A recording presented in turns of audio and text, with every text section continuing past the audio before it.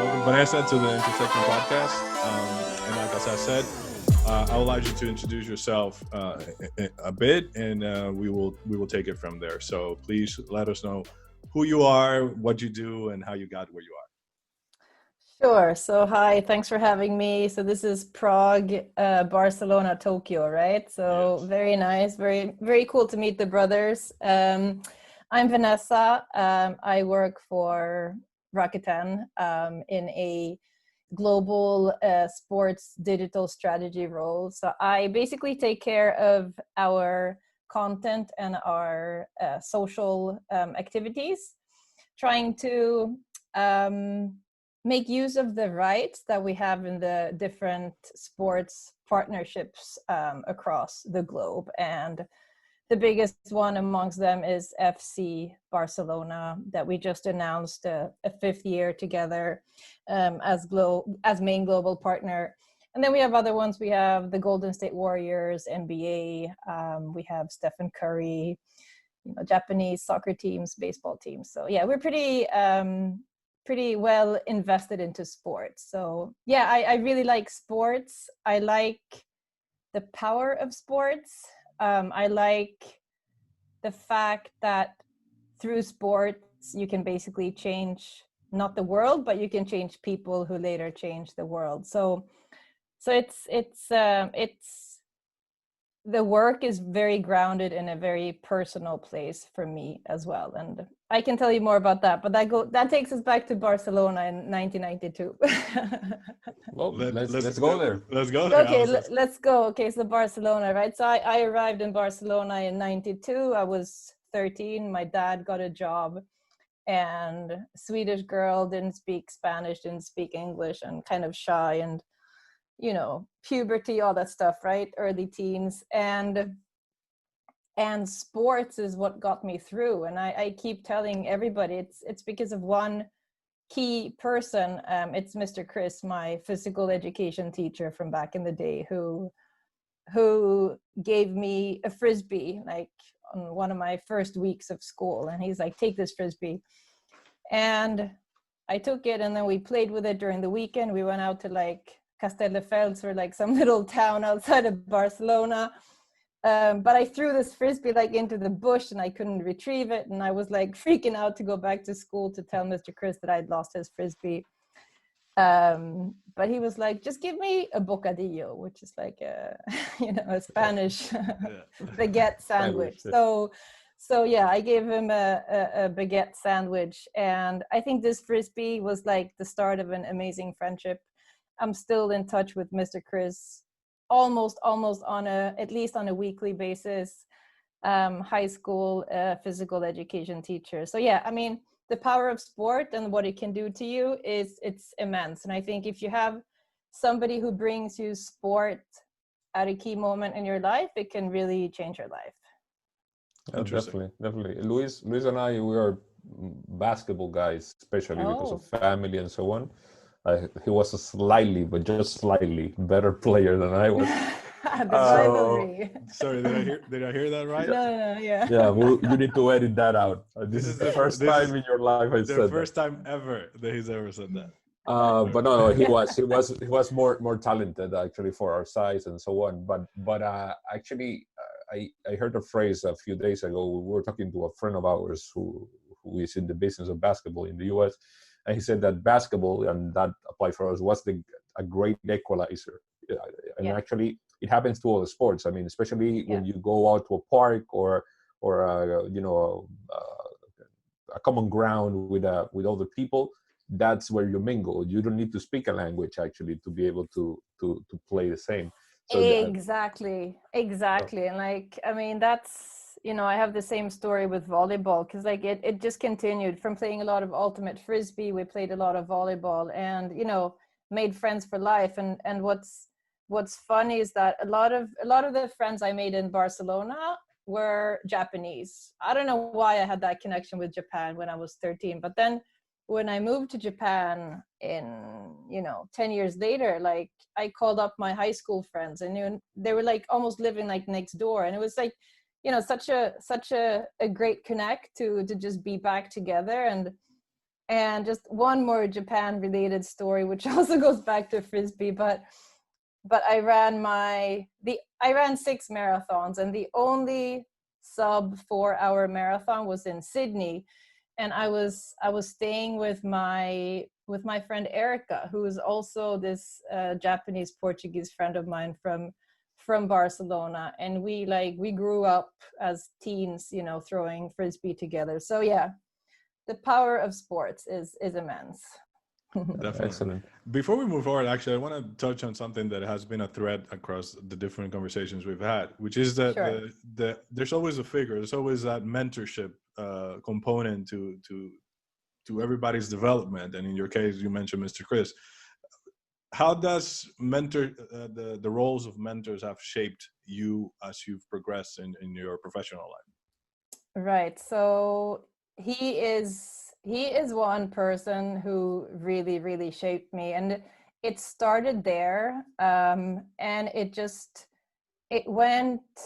just been very active throughout my whole life. So like back in like 2014, when I went to Greece and did my master's in Olympic studies in Olympia, which is like where the Olympics began in like 776 BC, and I needed somebody to read my essays. Bang, it's like Mr. Chris, you know, like, and I'd send him an essay, and like overnight, you know, he was in North Carolina in the US, like, so overnight he'd be like, not just like, yeah, I read it, but like, you know, going through it and like, you know, giving sort of constructive feedback. So again, like, just, it's good to have that person that you can really rely on, not just like, yeah, I'll take a look at it, but like take a look at it and like really come back with something that is far beyond what you expected. So I try to give back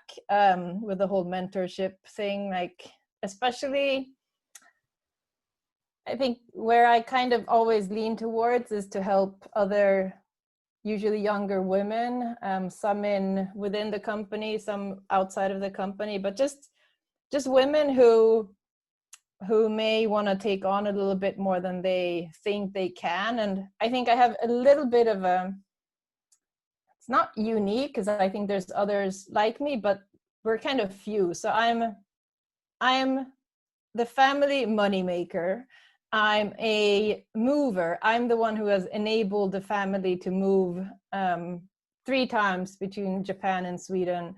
The last time was with like 3 preschool kids, and it was a kind of really tough move, but like I enabled the moves.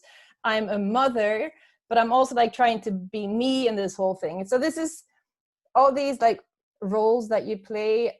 It's actually something I'm writing at the moment. So it's something for the future that I'm hoping to be able to release this on International Women's Day next year. So a lot about this will also be about basically trying to mentor others around me. That's interesting. Actually, now that you mentioned that you're writing, I'll be remiss if I don't highlight that you are a published author right now. Yeah. In a couple of languages so far. Exactly. Yeah. How's that experience? So, you know, writing has always been a big part of who I am and who I wanted to be. Like I've kept a journal since Christmas of 1989, when my grandmother gave me a journal. From that day onwards, I wrote for 21 days straight, like every night, writing. And I was writing it in Swedish. So like even when I was like traveling and like moving around between countries, I really kept up my Swedish mother tongue. And this helped me because, yes, so I did publish a book, my first novel on International Women's Day this year. So 2020, March 8th. And so that was in Swedish. And of course, I knew I wanted to publish this novel in English too. So I found a translator duo back in Sweden, and they ended up translating it. So actually, I even brought my e-reader, my Kobo e-reader.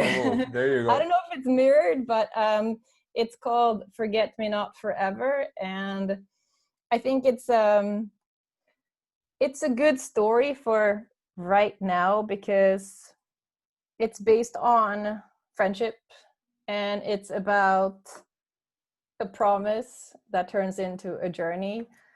And I think if it's something we're not doing right now, it's traveling. We're taking the bus at most, right? So the timing of this coming out basically right when Corona hit, it's I think it's a nice book to read because it's going to take you around the world to some of the places that I've lived and that are very dear to me. Yeah, definitely. We'll look forward. I was waiting for the English version, of course, but I'll definitely acquire it and read it. Thank you. No, definitely. No, I mean, you have, that's the part of what we want to touch on today, because you have, for the different conversations we've had in projects and so on, a very interesting life journey. I mean, those, that when you have those opportunities, you think of as, such a privilege to be able to experience different cultures and work in something that you feel passion for, right? So I wanted to reel back a little bit and go from Barcelona. You stayed here for about how many years? You went to college here? Yeah, I was in Barcelona all my teens, so pretty good timing. And then I moved on. So like when I was about 19, I moved to London to be a journalist. I really wanted to make a career in writing and journalism, and I was kind of thinking US, UK, and I think a lot for the price difference or the cost tuition fee difference, I ended up going to London, but also because it was like a really good journalism school. And while I was in Barcelona, my father got transferred to Tokyo, and that's when I decided to go to Tokyo to see what life would be like over here. And I came here, and after a few, forths and backs, quite a lot actually. I don't even know how many times I left and came back, but maybe 3 times, 4 times. I'm now back in Tokyo with my own family. So it's me and my Japanese husband and our 3 kids, living a very, very nice, safe, just very basic life here. We enjoy it. And in that journey, when do you jump in kind of head first towards sports, right, in terms of your everyday? Right, sports. So sports was when I joined A6 Corporation back at the global head office in January 2006. And I was there because I'd been on something called the EU Executive Training Program. And this was I was very privileged to be on it. We got to learn Japanese for a year, crash course, business Japanese. And then we had 6 months of internships with Japanese companies. And through some connections, some very wonderful Japanese people that I met, I went to another part of Japan, which is called Kansai. And Kansai is where Kobo is located. So one of my internship companies was A6, and I was there it was like total mini internship, but I was there for 4 days.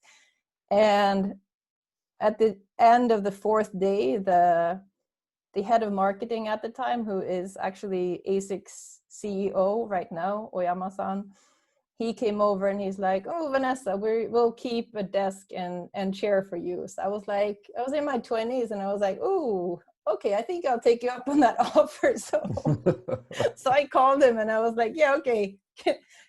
I'd like Where's that my desk? I'd like that desk and chair." And then I started in January 2006. And I think he bet pretty well because I stayed with A6 for 12 years. That's a very long career. And interesting brand. I'm looking from the outside. It's a brand that is not like any other in their segment.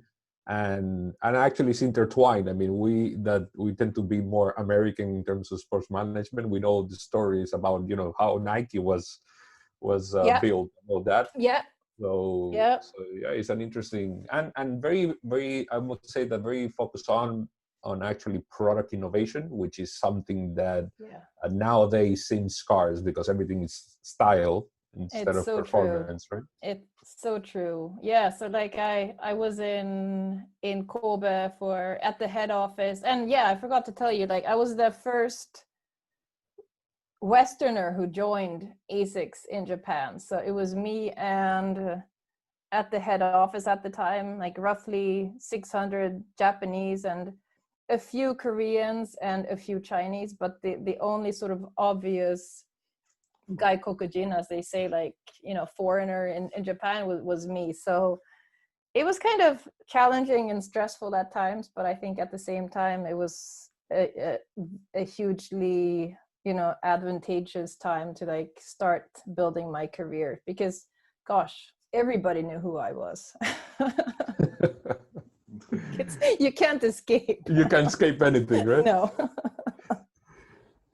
And how does since obviously multicultural and different experiences, there's something also I guess has been a common thread through the conversations of how no one's career that reaches those levels in which you find yourself, it's never been a linear path. Right. And I was just wondering, how does, to you personally, how does that different experiences inform your day-to-day work? I think different experiences enrichen your life and how you look at things, and it was, and also like working in different industries I think is good for you, because it does build upon what you were to what you're going to be, right? And broadening, diversifying my career was one of the reasons I actually left ASICS and moved on to Rakuten 2.5 years ago. Because I mean, Rakuten is huge in tech, in fintech, in content. It's got about 70 different business units across the group companies, but still there was like a very strong sports filter. So I was like, I actually spoke to a good friend of mine at Prezi in the US, and he's like, well, Vanessa, you would almost be doing the same thing as you're doing at ASICS. So like, what are you so afraid about? And I'm like, yeah, maybe you're right. So I think even if you're going into a different industry, like you can still bring with you some kind of, you know, the filters that you had in the past. So I think I feel very confident and strong, like in the storytelling space. And I've built a lot on that through, you know, now with like video and content. But I also feel, you know, strong in like the international sort of cultural, you become kind of this communicator in between countries, right? You're good in that space as well. And then of course in the sports space, because I mean, if you work with one of the best running brands for 12 years, you get to meet the athletes, you get to meet the founder, Onitsuka-san, you get to go to the, you know, the research center. I mean, it does give you a certain sense of sports at the heart of sports. So I think those three things, like the sports, like storytelling, and, you know, being sort of this international type of ambassador, like those three, I think I can probably bring with me into just about anything going forward. Yeah, definitely. And actually it's something, and this connects to what you and Luis were speaking before about mentorship. I'm now old enough, so my teachers at college, you know, bring me over from time to time to actually speak to the newcomers into the university, and it's a very enriching experience, because I still can recollect when I was in that position, you know, 15, 20 years ago, right? Yeah. And right now working in sports, and probably you get this a lot of the time, there's really from the outside much light into what it is that we do daily. So I bet that, you know, people think that when you come to Barcelona, there's a lunch in the calendar with Messi, and you know that type of flashy thing, right? And that's one of the things that I explain to students that I want to come into the industry is that, you know, there's a lot of roll-ups and a lot of banners and a lot of things that you need to. And we've done a lot of that stuff together, right? I mean, you and correct. we've been you know, behind the scenes, like yeah. I'm still waiting for that lunch, by the way. Yeah. Definitely. And the other part, what I tell them, especially when you are talking to graduate school students that, you know, come from different grads, right? Yeah. It's that what you need to think of as a professional, and not only in sports, is what you bring to the table. Yeah. And don't shy away from what you currently know, because that probably will be the differentiator for you in any industry, actually. So true. If you're a lawyer, probably your focus shouldn't be into going into, you know, sponsorship strategy per se. Yeah. Yeah. Rather go through the law part of it, right? Exactly. So that's something that I honestly, I stumbled into sports accidentally, could be. I mean, it has always been my passion, and I did decide to study a sports management master's, but I come from economics, banking, and finance. Sure. I did it as a hobby, and in a juncture in my life, I took a decision and said, you know what, I'm going to follow my passion and I'm going to work in that. So that's how I took the step, right?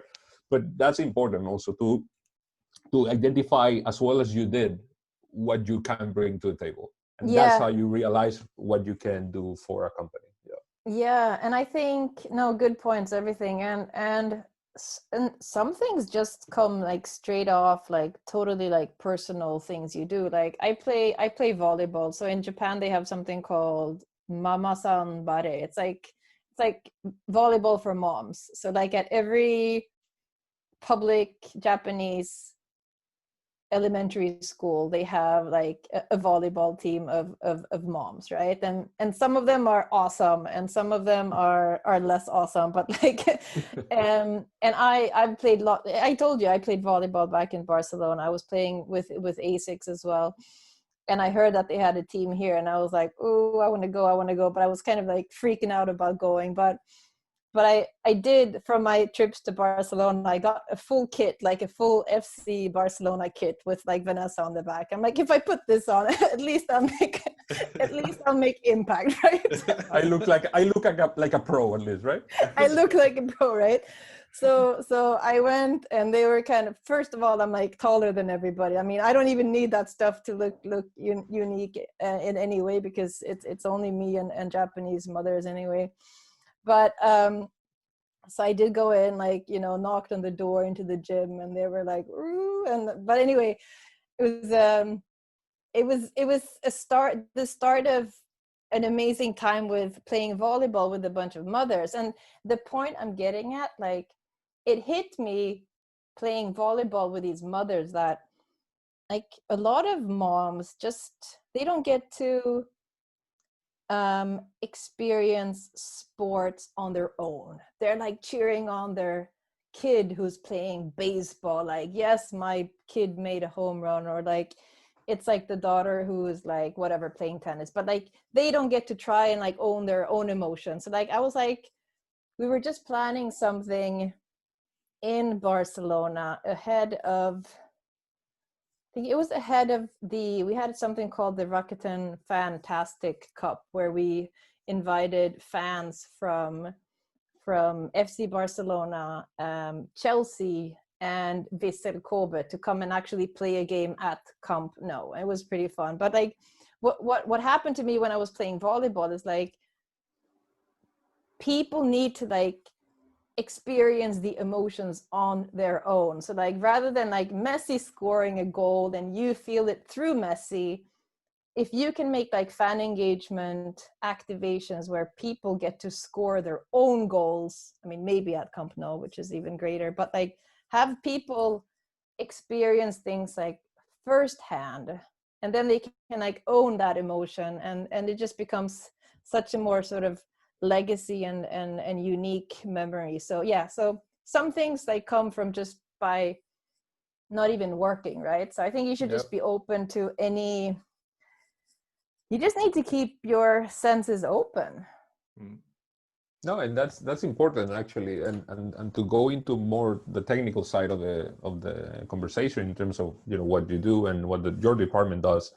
Yeah. Actually, is very interesting that feeling emotions. I mean, I think we discussed this when we met one of those times in terms that there are probably two spaces in which connect with the audience as a raw emotion, which is probably music and sports, right? Yep.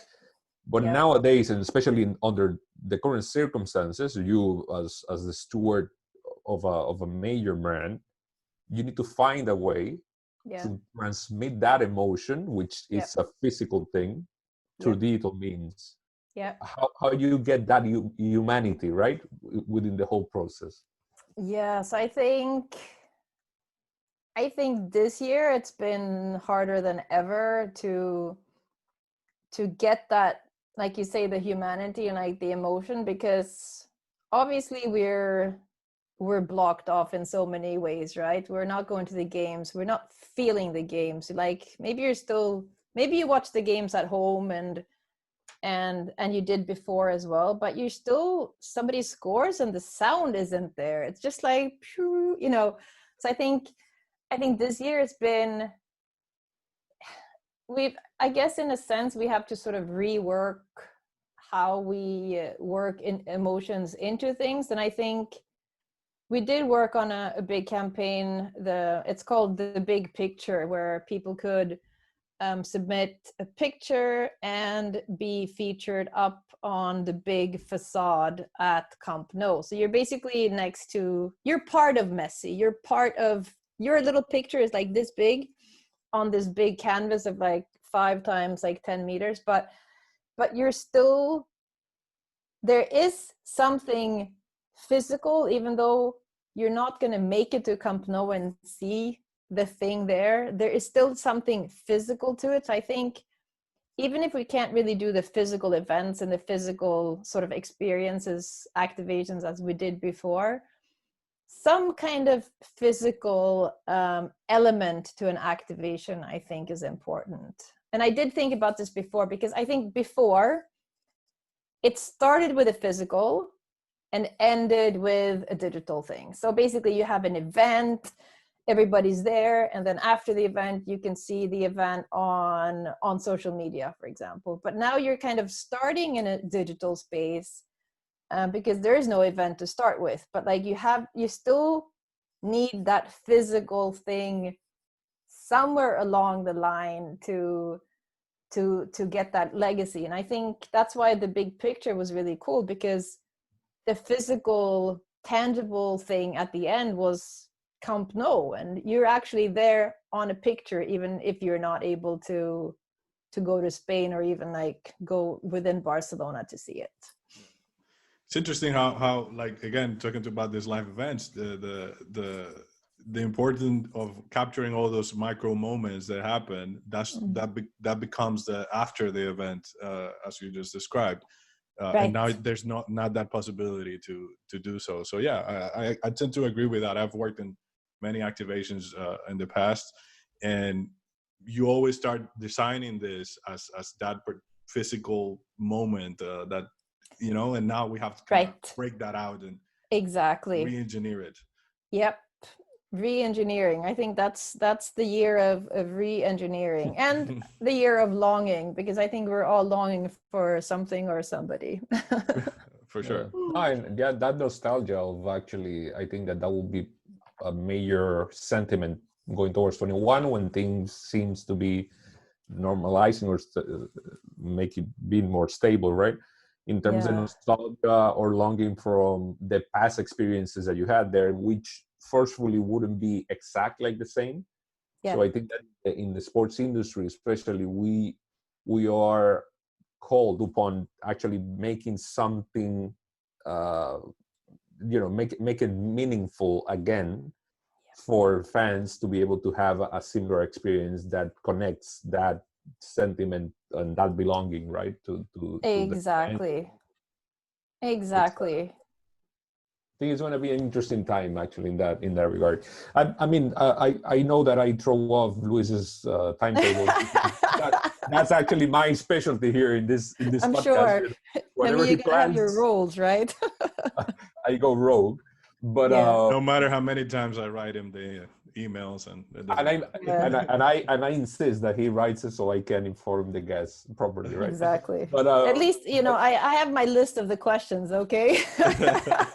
Oh, I'm glad to take that to you. So It's no, but handwritten. but Yeah. the important part, I think, and one of the key parts, let's say, it's how a company or your department in within Rakuten define success in what you Right. do. Because it varies from company to company. Evidently, KPIs might be different, and the reality of Rakuten as a company is completely different to any other sponsor, actually, that I know of. So how do you define success? And then we'll deep dive a little bit in how you manage all those flying pieces of and make it coherent with the brand story. Sure. So I think, just to take you back a little bit, I promise I will speak to you about campaign success, but I think, so where we came from, for example, signing FC Barcelona back in 2016, it was to put our name on the map, big time, right? I mean, it's very hard to hide if you're on, the jersey as a sponsor of FC Barcelona.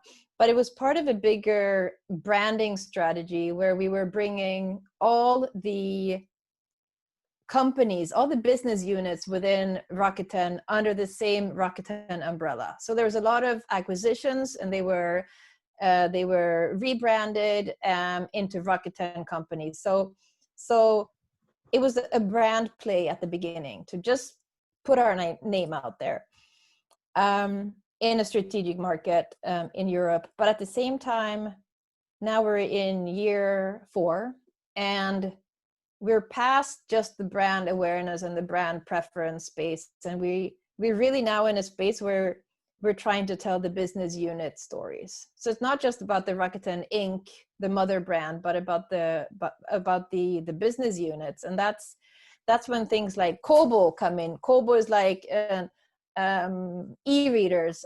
You have Viber, who's it's a messaging app. You have 70 different business units. I mean, e-commerce, fintech, banking. I mean, we're wide, right?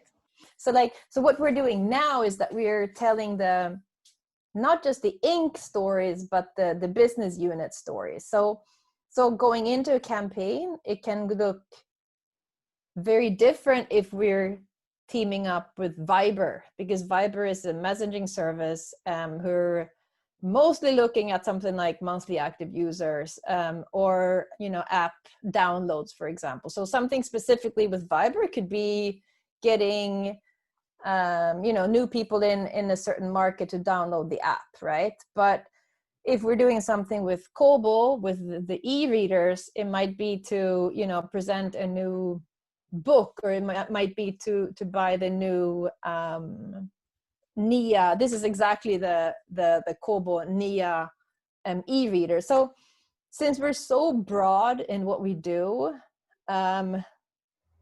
we're, I think, defining the KPIs by depending on which business unit we're activating in that special activation. But overall, I would say we're moving from just the brand awareness space into an acquisition space where we want the two of you and everybody listening at the end to get their Rakuten ID, which is like a passport that basically works across all the business units. So I buy something on my Kobo, I get points, and I use the points using the e-commerce site in Japan. So again, campaign success, it depends on the KPIs that we set per campaign, if that makes sense. No, it does. It does. Actually, as you know, the experience with the brand and conversation with you, your colleagues are Raul, Chausu Raul, and the rest of the teams, has been very enlightening, because the way I see Rakuten as a brand from the outside is that, that it's a brand that actually has meaning. I mean, it has the translation is a meaning, which is optimism, which is part of I would say, the mantra of the founder, right? To actually be able to look ahead towards enhancement, betterment, and progression, right? But then how that optimism, that way of being, materializes and helps you in your everyday, is how I see the different business units, right, playing a role in that. So I have a visitor now, so I kind of have that feeling when I'm talking about that brand, which is a very unique brand in its complexity, but also in the clear message that you've been pushing out. Right. So I think we're still super proud of, optimism, like you said. I mean, Rakuten means optimism. Empowerment is another, lead keyword, innovation. So we're still kind of, embedding those things into the campaigns. And if we do, like the FC Barcelona Jersey Association campaign that we did with you guys, connecting tissue. I mean, that was a brand play, and it was a beautiful brand play. And we ended up releasing it I think it was in April at the end. And yes. And we so I mean, it became not only like a Jersey sort of association play, but also a a bigger, Corona times, take care of each other, let's stay connected kind of place. So so in that sense, very timely, I would say. Very timely. And in that sense, I think you got to allow yourself to let your KPIs and your success sort of indicators change, because the times change, and sometimes you got to throw out your acquisition out the window, because it's very insensitive to push your commercial messages when you should be thanking frontliners instead.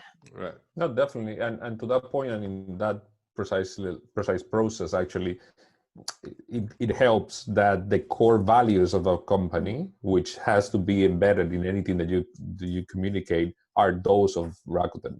Because I mean, exactly. We could plug in commercial, unplug it, but the core remains the same. And actually, that's why that campaign of connecting tissue worked, right? Exactly. I had somewhere in my notes exactly about so basically, like in this whole especially this COVID year, I mean, it's like you kind of need to like reinforce what you've been trying to do before. Like, just like, don't try to go in a fancy new direction. Like, now is not the time for it. Like, stay, go back to your roots. Like, it's almost like you're like reversing. You want to sort of reinforce your brand proposition back to basics. Like, ask yourself, like, who are we as a brand? And for us, it was like, touching back upon like optimism, empowerment, and also like in the whole content space where you can't film anybody anymore. I mean, you got to repurpose, you got to reinforce, you got to like review, see what you have, and play with it. And I think it's been a year to go back to basics, I think.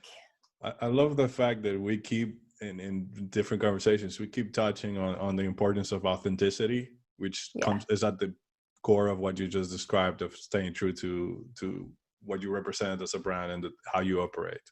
It's fascinating how many brands, even during these times, have kind of lost or missed the mark, actually, because they were before not authentic and tried to pretend to be. No, definitely. Yeah, good point. Yeah, it's now, I think we are in the age, and not necessarily by COVID, but you've seen it in the US with social justice, outcry. And in general, I think it's a planet issue.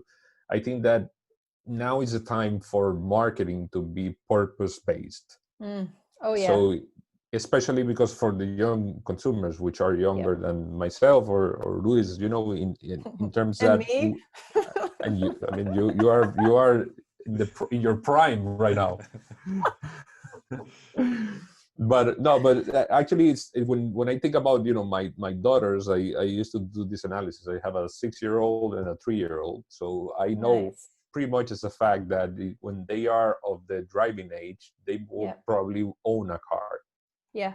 They will have a subscription to a service that will take them from A to B, but that service need to make sure that it is sustainable. For example, my 6-year-old actually is the auditor of energy or water waste in the house. Oh. They have been brought up like that, and they teach them that at school. And whenever she sees that a second of the running water when we're brushing the teeth, they say, "Daddy, close it." So that's you know, that's the new consumer. So purpose is going to be more important for her than the brand. The brand wouldn't mean anything without the purpose, right? And I just thought of so I have 3, and my youngest one he's 5, but I think he was 3 at the time. And we were watching, this is 2 years ago, we were watching Tokyo Marathon, and I thought about it when you said water, because he was very angry with the elite runners in the front, because they drank and then they threw their bottles on the ground. Yeah. So yeah, I mean, this is like the kids that are growing up right now. But I think, I mean, back to your point, I mean, purpose and values based decisions. I mean, it could be who you decide to work with, whose podcast I want to go on. It could be which agency you want to team up with. I mean, it's all like, do you share the same values or do you not? And I think there's been good and bad decisions, you know, in the past year or so where people, you know, have just been thrown off by certain companies, you know, decisions about partnerships, etc. So I think you just need to be smart in who you choose to work with, and make sure, like you say, work with purpose and do things values based, and then make sure like you're actually aiming for the right thing, because if not, like, why even work together in the first place? Absolutely. Not jump on trends, but keep it authentic. Yeah, exactly. Keep it simple above all. No, and actually that's something that I speak with Luis a lot. I mean, we're trying to build a business, continue to do what we do, but I always go back to a specific principle when I set up the Connect as you know, my means to life, right? My work was that probably I don't have any, you know, everything figured out yet, but I have something very clear is what I don't want to be, what I don't want to do, and what I don't want other people, professionals, peers, clients, feel about me. Sure. As an entrepreneur, as a nice. service person to them. Then from that point on, then, you know, there are things that I aspire to be. That, you know, it's a process and it's a learning curve, but you need to have that clear, that what we're not as a company and what we're not as a professional, right? And that's something that I learned through the years. And I hate, you know, speaking about myself, but that's how I consider that I achieve a level of happiness that allows me to do what I do today. Sure. And it makes you, I mean, you sleep well at night. Yeah. I have to put you wake up happy. Yeah, for sure. And I have to put that on the record as well, because for me to join into pursuing the project with Rayde, the business with Rayde, it coming from the advertisement world, where you see a lot of let's say not real fake. Yeah, everything is, it feels just fake. It's obviously, I mean, revenues are important, but it's not the most important thing. You need to really think about the human, and I think that's one industry that is ripe for disruption. Yeah. In that sense, once they start thinking about human beings first and the people doing the work as human beings, and understanding that you shouldn't work with everybody, or you shouldn't want to work with everybody. Not Yeah. everybody deserves that, Yeah. to be honest. And that philosophy that Rayde had about his vision for this company was what kind of convinced me, like, it is the time. And even though it was the time of COVID, all this uncertainty around it, it was just the right time to be purpose and Yeah, values. and this is something that actually Yeah. Vanessa has experienced in the flesh, I would say, because actually my approach has led me to work with people that I trust, and I adhere to their value system as well, like AMT, Alvaro, Patri, Yeah. and that team. And that's a format that has worked, because it's about finding the opportunities in which we can go in together, because we see each other eye to eye, and we understand which are the clients that we want to service and how. Exactly. And I mean, if you're aligned, it's I think the decision making gets easier because it's pretty clear. I mean, you can have like strategies, and but you need that sort of emotional filter, I think, on the bigger decisions as well. Create that basis of trust in between the stakeholders, right? And exactly. just by having the shared values, it makes the work much more enjoyable. So It I have does. to agree with that. It does.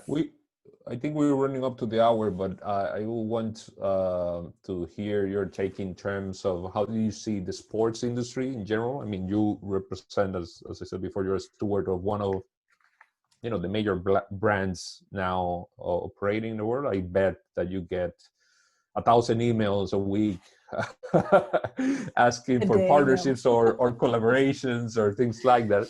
But now with this very disruptive process to the means of the industry, because without events, sports, it's kind of it's a tricky business to be in, let's say. How do you see the industry going forward, and what do you expect actually to the industry to evolve into? Right. So I think I noted a few things, and I think, like, for one, it's like where we have come from until now. And I think it's becoming, if we're looking at now versus a few years back, I think it's a more kind of leveled playing field than it used to be. And what I'm trying to explain here is, like, before you had TV was doing TV. Eurosport was covering the Olympics.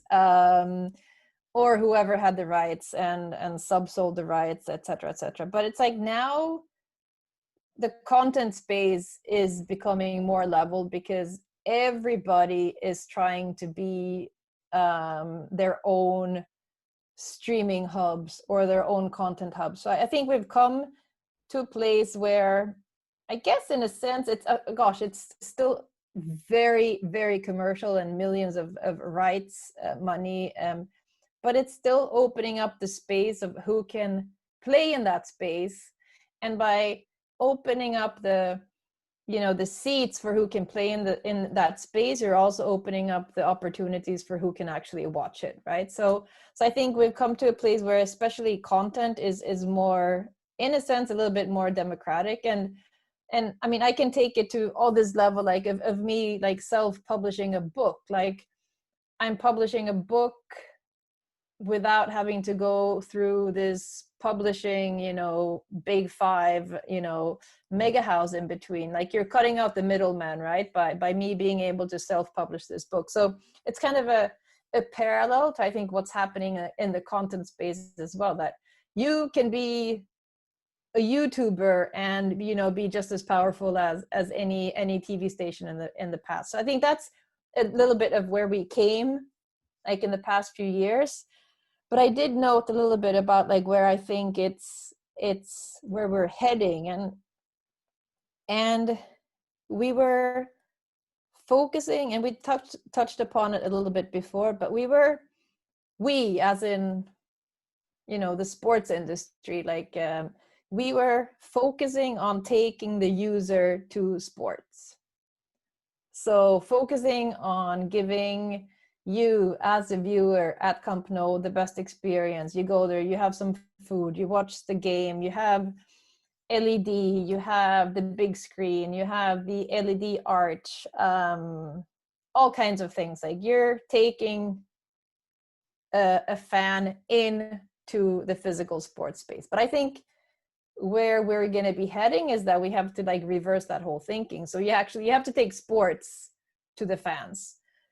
And I think that's where, I mean, with the advancement of like 5G now, I mean, Rakuten is hugely betting on 5G with its new mobile network operations in Japan, just signed a deal with Telefonica in Spain, etc. I think the way we're going to be able to use 5G in the future is also going to affect the content space, because you'll be filming things like you never did before.